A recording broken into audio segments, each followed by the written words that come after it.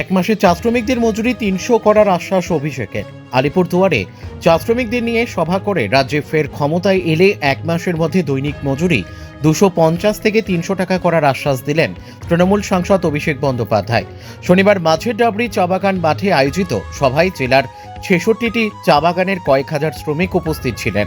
শ্রমিক রাজেশ ওরাও মজুরি বৃদ্ধি সহ নানা দাবি তুললে তাকে মঞ্চে ডেকে নেন অভিষেক। বেতন না দেওয়া বাগান কর্তৃপক্ষের বিরুদ্ধে আইনি ব্যবস্থা ও পিএফ অনিয়মে আন্দোলনের নির্দেশ দেন তিনি।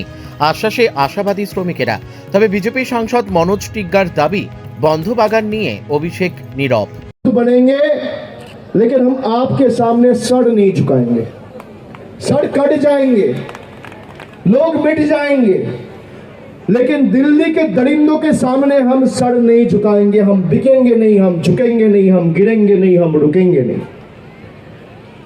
हम अगर सड़ झुकाएंगे तो हमारे जो माँ है, बाप है, परिवार के बुजुर्ग लोग हैं, समाज के बुजुर्ग लोग हैं, उनके सामने सर झुकाएंगे। हम चर्च में झुकाएंगे, मंदिर में झुकाएंगे, मस्जिद में झुकाएंगे, गुरुद्वारा में झुकाएंगे, लेकिन दिल्ली के दरिंदों के आगे हम सर नहीं झुकाएंगे।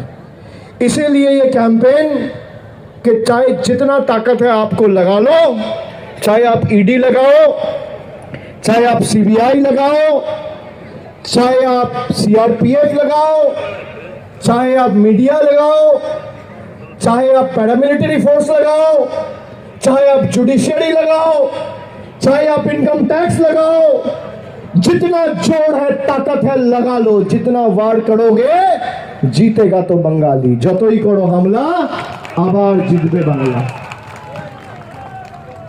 কিন্তু এবার বাংলার জয়ে আলিপুরদুয়ারকে অগ্রণী ভূমিকা পালন করতে হবে। মমতা বন্দ্যোপাধ্যায়কে চতুর্থবার মুখ্যমন্ত্রী করার লক্ষ্যে আলিপুরদুয়ারকে ৫-এ ৫ করতে হবে। এই আলিপুরদুয়ার সাব ডিভিশন ছিল, মামাটি মানুষের সরকার জেলা করেছে। আলিপুরদুয়ারের প্রতিদানের সময় ২০২৬-এর বিধানসভা নির্বাচন।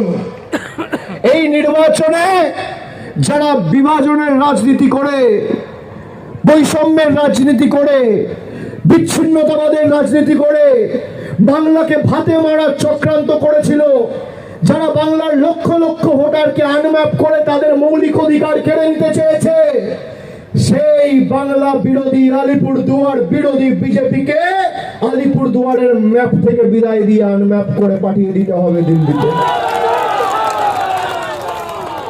এবং এটা সম্ভব করে দেখাতে হবে।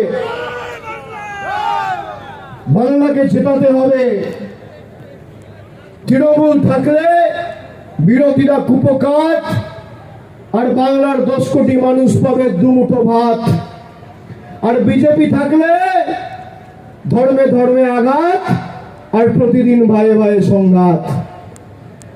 বিজেপি থাকলে মোদিজির দুয়ারে ভাষণ, আর তৃণমূল থাকলে দিদির দুয়ারে রেশন। কি চান? আলিপুরদুয়ারের মানুষকে বেছে নিতে হবে। আমরা গত বছর ১২ লক্ষ মানুষকে আবাসের টাকা তুলে দিয়েছি।